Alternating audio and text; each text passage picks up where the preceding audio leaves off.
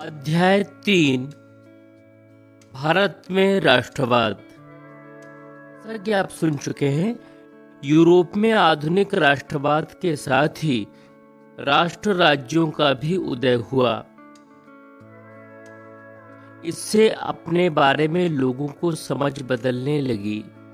वे कौन हैं, उनकी पहचान किस बात से परिभाषित होती है, यह भावना बदल गई। में राष्ट्र के प्रति लगाव का भाव पैदा होने लगा। नए प्रतीकों और चिन्हों ने, नए गीतों और विचारों ने नए संपर्क स्थापित किए और समुदायों की सीमाओं को दोबारा परिभाषित कर दिया। ज्यादातर देशों में इस नई राष्ट्रीय पहचान का निर्माण एक लंबी प्रक्रिया से हुआ। आइए देखें कि हमारे देश में यह चेतना किस तरह पैदा हुई। वियतनाम और दूसरे उपनिवेशों की तरह भारत में भी आधुनिक राष्ट्रवाद के उदय की परिघटना उपनिवेशवाद विरोधी आंदोलन के साथ गहरे तौर पर जुड़ी हुई थी।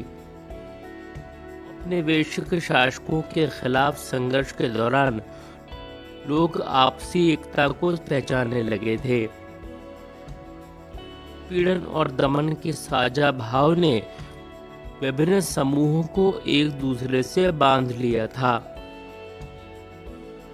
लेकिन हर वर्ग और समूह पर उपनिवेशवाद का असर एक जैसा नहीं था।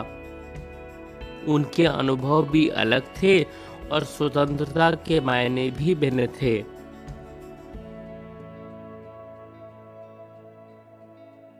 महात्मा गांधी के नेतृत्व में कांग्रेस ने इन समूहों को इकट्ठा करके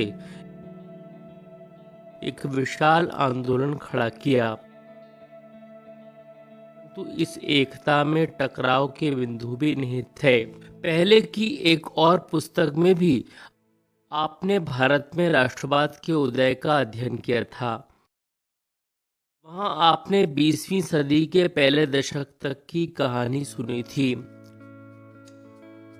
इस अध्याय में हम 1920 के दशक से आगे अध्ययन करेंगे और असहयोग आंदोलन तथा सविनय अवज्ञा आंदोलन के बारे में सुनेंगे। हम ये देखेंगे कि कांग्रेस ने राष्ट्रीय आंदोलन को विकसित करने के लिए तरह के प्रयास किए। इस आंदोलन में विभिन्न सामाजिक समूहों ने किस तरह हिस्सा लिया और किस तरह राष्ट्रवाद ने लोगों की कल्पना को नई उड़ान दी। यहाँ एक चित्र दिया है। यह घटना 1 से 6 अप्रैल 1999 के बीच की है। इस चित्र में राष्ट्रीय आंदोलन के दौरान सड़कों पर इस तरह के बड़े जुलूस आम बात थी